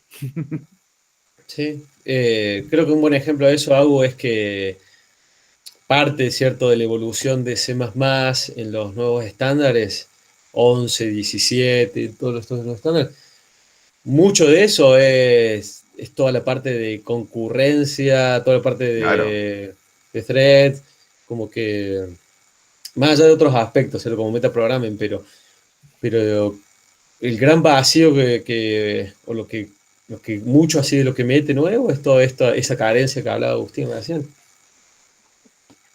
Y sí.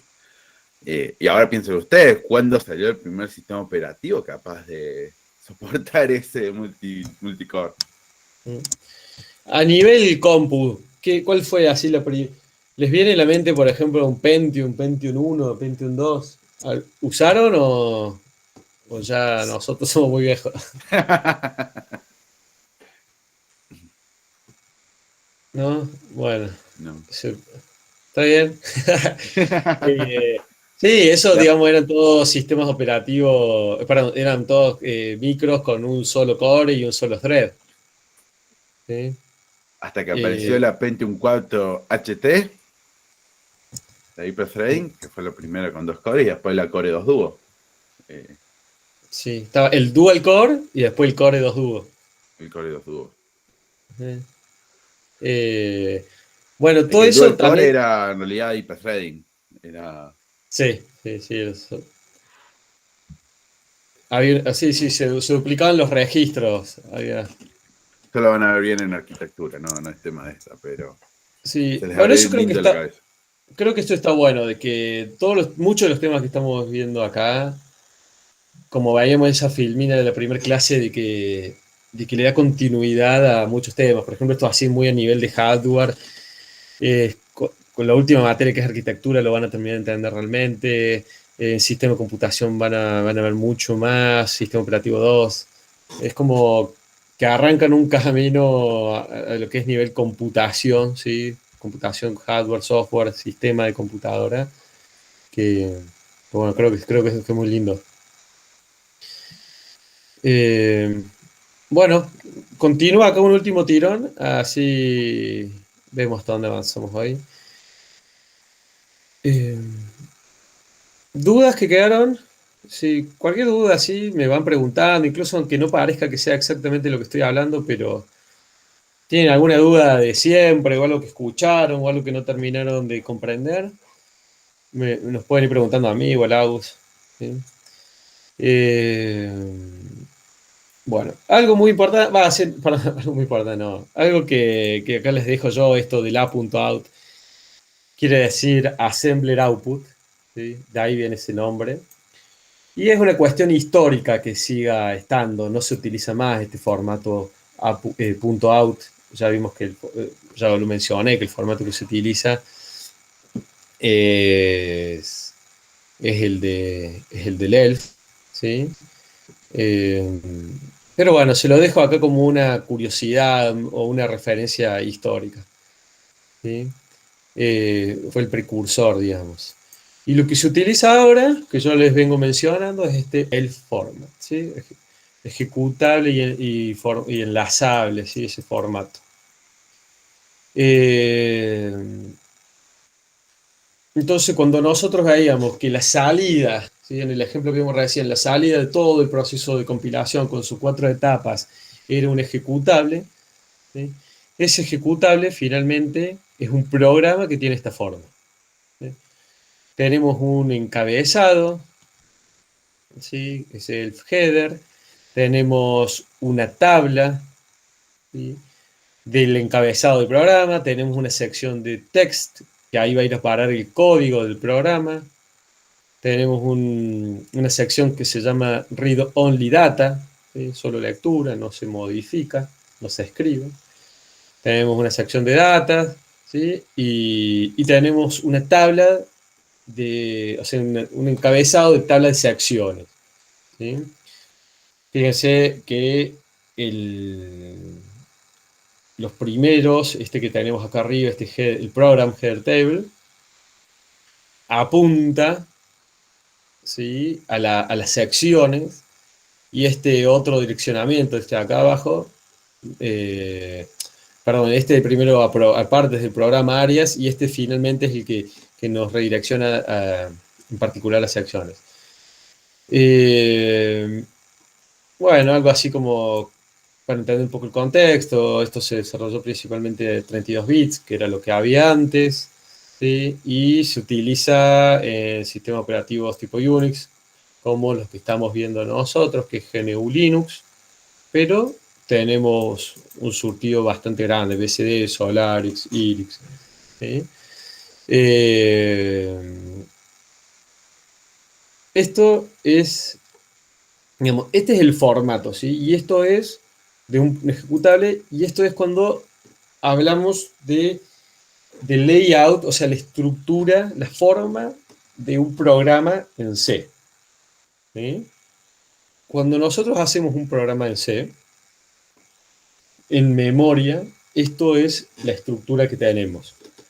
Por supuesto que esto es, digamos, termina siendo el compatible, digamos. Cuando nosotros en la última etapa del linker, y acuérdense que este formato nos permite que se enlace y se ejecute, las dos cosas.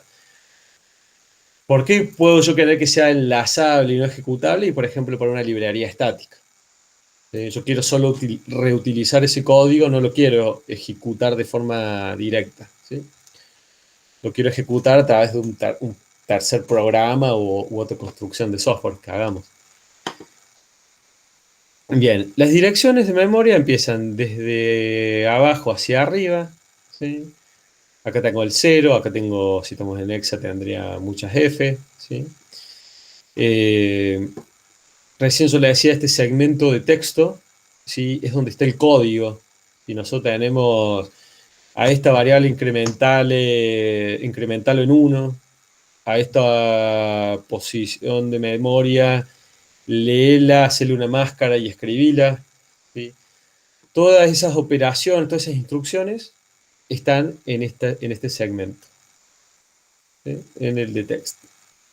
Después tenemos unas, ¿se acuerdan que ya en el ejemplo este de debugging, ¿no? Yo ya en esto que mencionábamos de que el debugger inicializaba las variables sin inicializar, fíjense cómo ya aparecía ese concepto de variables que están inicializadas y variables sin inicializar, ¿sí? Hay una separación, ¿sí? de esas variables. Eso tiene que ver también en cómo van a ser gestionadas a la hora de cargar el programa, por eso es que es válida esa separación. Y después aparecen 3 áreas muy importantes. Voy a empezar salteándome la heap y stack con esta primera acá arriba, ¿sí? Esto que dice acá, que es variable, que dice command line arguments, ¿sí? Los argumentos de la línea de comando. Era esto de que hacíamos acá .rec, buenísimo, así está, ¿sí? O sea, nosotros en la standard input, en la terminal, ¿sí? De entrada de texto, estamos pasando un 8, que le tiene que llegar al programa para que el programa lo pueda ejecutar, para que reciba ese 8. Bueno, dentro de un programa hay una zona de memoria que es esta, ¿sí? Esta zona de memoria está reservada para esos argumentos. Por eso nosotros cuando vimos el ejemplo este del reciprocal, podíamos tener ese acceso al argv y al argc, ¿sí? ¿Dónde está eso ubicado en memoria?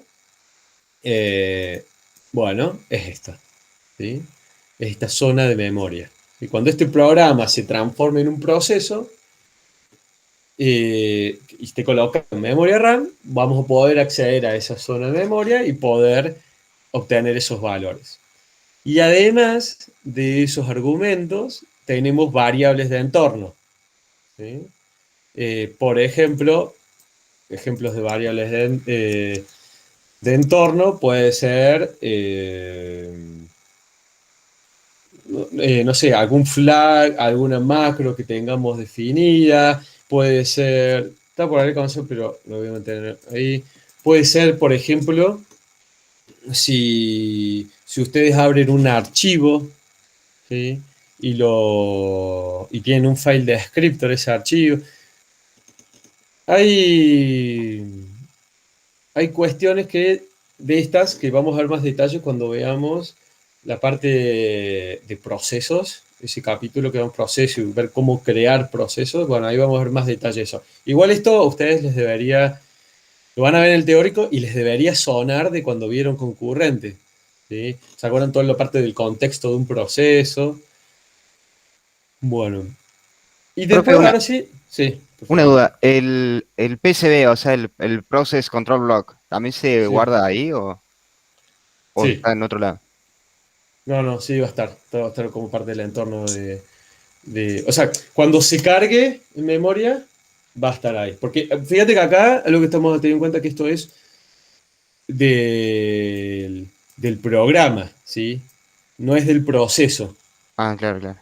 ¿Sí? Está bien. Por supuesto que esto cuando después se carga, hay cuestiones de que vamos a ver con más detalle cuando esto es realmente un proceso. ¿Sí? Bien, bien. Gracias. Pero sí, vamos a tener, digamos, información del proceso padre, sí, el proceso padre, el proceso hijo, vamos a tener información así de estado. ¿Sí? Eh, y bueno, y estas dos áreas de memoria que me quedan que son muy importantes. Una es el heap, ¿sí? Montón quiere decir, que fíjense que es variable, que empieza después de los datos que están sin inicializar del BSS, pero tiene un límite, ¿sí? ¿El límite cuál va a ser? Chocar contra este stack. Y si el stack fuese 0, chocaría igual con el límite de esta memoria donde está el command line argument, ¿sí? Bueno, ese heap, perdón, es la memoria RAM. Y tenemos todo un capítulo dedicado a lo que es memoria. ¿Se acuerdan que en la primera clase yo le decía, en la materia tenemos dos bloques principales? Uno lo que es proceso y uno lo que es memoria. ¿Sí? Y en todo este primer capítulo, en todo este primer bloque, lo que estamos haciendo con el AGU es darle los elementos de sistemas operativos para poder llegar a eso, para poder llegar a procesos y memoria. ¿Sí? Entonces, si bien ahora hay cosas así que quedan medios como en alto nivel mi explicación, nos vamos a ir metiendo bien a esto del heap, vamos a ver cómo obtener esa dirección, por ejemplo, de dónde empieza el heap, cómo hacer para desplazar esta barrita, ¿sí? Vamos a ver que hay límites que cada programa tiene para ejecutarse en memoria RAM, ¿sí? Cómo compartir esa memoria entre procesos. ¿Sí? Pero cuando hablemos de heap, piensen como una forma fácil, así mental, esto es memoria RAM. ¿Sí? Y después, disponible para los programas. ¿Sí? Ustedes ya en el práctico estuvieron usando el malloc, Memory Allocation. ¿Sí? Es para utilizar memoria en esta zona. ¿Sí? Esto es memoria dinámica versus a esto de data, que es memoria estática. Y después tenemos el stack. ¿Sí? Eso es un stack, es una pila que tiene varios usos. El uso principal es el mecanismo de llamadas entre funciones de C. ¿Sí? Para todo lo que es el paso de argumento entre una función y otra, el retorno de una función, se utiliza el stack. ¿Sí? Y bueno, y este estudio del stack lo van a seguir viendo en C, perdón, en sistema de computación, lo vamos a ver bastante, ¿sí? En lo que es, digamos, la continuidad de la carrera. Y bueno, y por supuesto que este stack puede crecer, ¿sí? Y así como crece, en un proceso puede haber un stack overflow. ¿Sí? Un stack, se entiende el concepto de stack overflow, ¿no? O sea... Puede ser una recursiva que no salga, por ejemplo. Exacto. Puede ser, o sea, hay un desborde, o por ejemplo, ¿se acuerdan que dije que se utiliza mucho para el paso de argumentos? Entonces, imagínense una estructura que está en el stack que sea muy grande. ¿Sí? Digamos, los stacks son limitados, entonces yo creo que hay una estructura dentro del stack que crece, o sea que es muy grande, que me ocupa casi todo el stack. Después, si yo tengo una recursividad en funciones, puede hacer que encima ese límite se me achique y me quedo sin stack. ¿Sí? En sistema de computación, uno de los primeros trabajos prácticos es justamente hacer un Stack Overflow para modificar la dirección de retorno de las funciones y hacer que el programa salte a otro lugar. Es muy interesante. Bueno, eso está muy bueno y de hecho una de las principales técnicas de hacking, ¿sí? Que se estudian se llama Leave to C Attack. ¿Sí? Return to C Leave Attack, que es básicamente eso, es tratar de generar un error en el software, ¿sí? para que esa dirección de retorno que va a estar en el stack, en vez de retornar, vieron que todos los programas se hacen un return. En vez de hacer ese return, lo que haga es ejecutar otra instrucción, ¿sí? Entonces, accediendo a otra posición de memoria.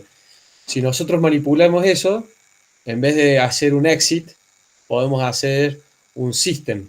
Y un system, ya lo vamos a ver, pero es una instrucción que nos permite abrir una terminal o ejecutar un proceso. Entonces nosotros podríamos, haciendo ese ataque, muchas veces se rompen programas y te levantan, por ejemplo, podés levantar una terminal y esa terminal va a tener los mismos privilegios con los que ese programa o ese proceso estaba corriendo, ¿sí? Entonces, por ejemplo, es un programa que tenía buenos privilegios, bueno, tu terminal va a tener buenos privilegios. Entonces vas a poder copiar, acceder zonas de memoria, vas a poder hacer cosas de ese estilo, ¿sí? Está buenísimo el ejemplo. Así que bueno, y está bueno, no sabe que existe una computación Sí. medida en eso. Es la Bárbaro. razón por la cual el compilador te tiene un warning si usas gets, por ejemplo. Porque puedes escribir un string tan grande que empieza a pisar direcciones de memoria y hacer cosas locas. Sí, sí, lo que pasa también es que ahí no solamente rompes el stack, podés romper más que el stack. Pero sí, sí, sí. Bueno, y acá hay un ejemplo, ¿sí? De que agarramos un programita muy simple, fíjense en este programita, tiene un main, como argumentos void, o sea, no recibe ningún argumento, y solo tiene un return 0. Algo tan simple así como esto. Entonces, le ponemos memory layout al programa, y con el comando size, ¿sí? Fíjense, nosotros podemos ver size, teníamos nuestro programa rec, podemos ver el tamaño, ¿sí?, que ocupa la zona de texto, o sea, nuestras instrucciones, lo que ocupa los datos, ¿sí?, lo que ocupan los datos sin inicializar, en decimal y en exe y el nombre del archivo, ¿sí?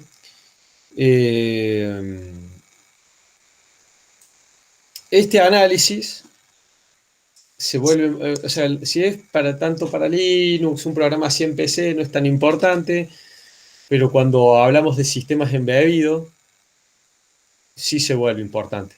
¿Por qué? Porque los sistemas embebidos tienen limitaciones, ¿sí?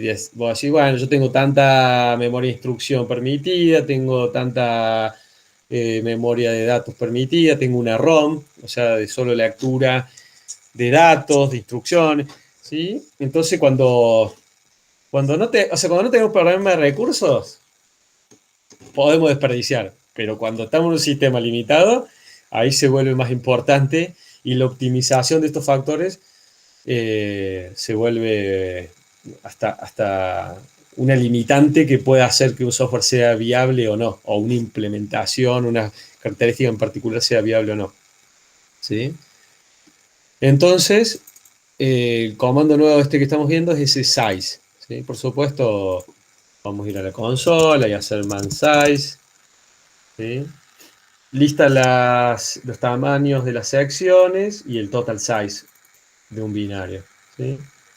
Por supuesto, tiene opciones, tiene un poco la explicación de qué es cada uno de estos, de estas columnas, ¿sí?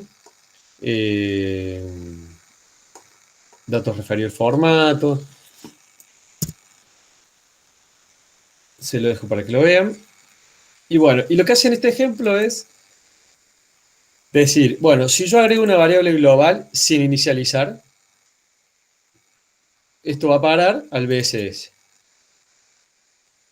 Si hacemos, ¿cierto?, la suposición de que un entero es un word 4 bytes, ¿sí?, tenemos un incremento de 4, 8, 12. ¿Sí? Si nos vamos a una variable estática, ¿sí?, fíjense que la variable estática no está inicializada, ¿sí? ¿Sí? Acá, esto es en C, ¿sí? Bueno, la guardamos en el BCS. Acá está inicializada, entonces cambio la sección donde se guarda. Y acá tenemos otro ejemplo de una variable global inicializada. Este ejemplito lo pasé medio rápido, ¿sí? Pero mi consejo es que se pongan en un ratito ahí en su casa, generen este programita. Acá están los pasos de cómo compilarlo, cómo correr este size, y hagan esa prueba, ¿sí? ¿Por qué es mi recomendación? Porque, o sea, supongo yo que no se acuerdan bien de qué es lo que era este static, de la diferencia entre global y inicializado. Y está bueno que lo piensen en base a cómo impacta esto, a dónde va a ir a parar las variables que ustedes crean en este memory layout, ¿sí? Y créanme que si ustedes el día de mañana laburan en lo que es sistemas embebidos, tienen que manejar muy bien la memoria, ¿sí? Tienen que manejar muy bien dónde están metiendo los datos, ¿sí? Entonces, bueno, mi propuesta es eso, de que ustedes se pongan, lo vean, córranlo, y al ritmo de cada uno vaya haciendo ese análisis, incluso pueden probar generando otros tipos de datos, viendo algún ejemplo medio raro, ¿sí?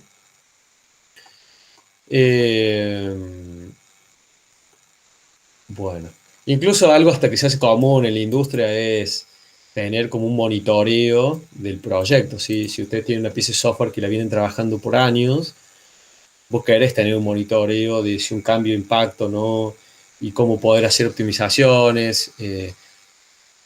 Yo ahora los salté a la parte de las optimizaciones, pero lo vamos a ver, esto de optimizaciones del compilador, y hay un flag, por ejemplo, que podés optimizar para tamaño, ¿sí? Para que tu binario tenga menos tamaño, ¿sí? Bueno, solo para cerrar esta parte, lo del make, lo vimos con el ejemplo, ¿sí? Fíjense todo esto que vimos del reciprocal, de ese ejemplo, de cómo separamos, toda la explicación, está acá, ¿sí? Por si lo quieren repasar. Algo que no sé si les terminé de mostrar es que, bueno, pueden correr el make con esta opción "-n", que hace un dry run mode. ¿Qué es dry run? Es que el programa se ejecuta, pero no toma acción real, ¿sí? Es como un modo de prueba, o sea, eh, digamos, cómo se expanden las variables, las macros, y cómo se ejecutaría make, pero sin hacerlo, ¿sí? Está bueno para debuguear, para probar. Bueno, así que eso les va a servir de repaso. Y sí, yo pensé que... sí, bueno, no sabía si íbamos a poder ver algo de GDB o no. Pero bueno, esto lo voy a dejar para la clase que viene. Vamos a seguir desde acá, ¿sí? De todo esto de qué es GDB. Vamos a seguir con ese ejemplo del reciprocal. Vamos a ver esto de los core dump que yo les mencionaba, cómo utilizarlos, ¿sí? Y algo de Valgrind. Es cortito lo que nos falta, pero me voy a frenar acá para que ustedes tengan una mayor asimilación de toda esta primera parte y después continuamos. ¿Dudas hasta acá? ¿Sabían cómo era el proceso de compilación? ¿Tenían ideas? ¿Sienten que saben un poco más ahora? ¿Qué me pueden contar?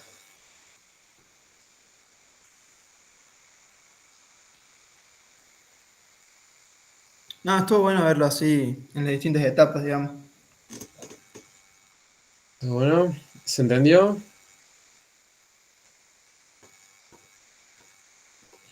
Bueno. Chicos, yo no sé si tienen más preguntas, dudas, quieren que veamos algo más.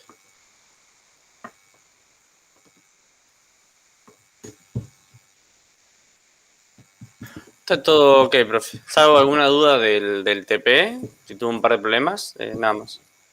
Bueno, yo vi que en el Slack hay actividad y creo que hemos ido respondiendo a las preguntas. Así que si te quedan dudas, sumalas y te lo vamos respondiendo. Incluso les va a ayudar a otros chicos si están trabados. Y de hacer falta podemos organizar una clase tipo también así por Meet, de consulta durante la semana que viene, los primeros días. Estaría bueno eso, profe. Bueno, en el canal de Slack lo hablemos a la parte de acá del laboratorio 2. Creo que también la clase de hoy les va a servir porque vimos un poco más de C y vimos esta parte de compilar, ¿sí? Vimos, ahí nos estamos manejando, van a estar entendiendo un poco más lo que están haciendo, repasamos estas funciones, ¿sí?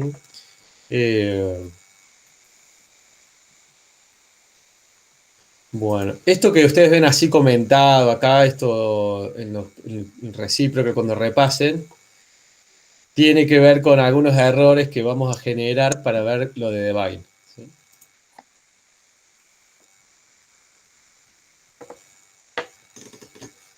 Gracias, profe, nos vemos. Bueno, nos vemos, chicos, entonces, si no hay nada más. Chao, hasta luego. Chao. Buen fin de gente. Hasta luego, profe. Cualquier cosa, les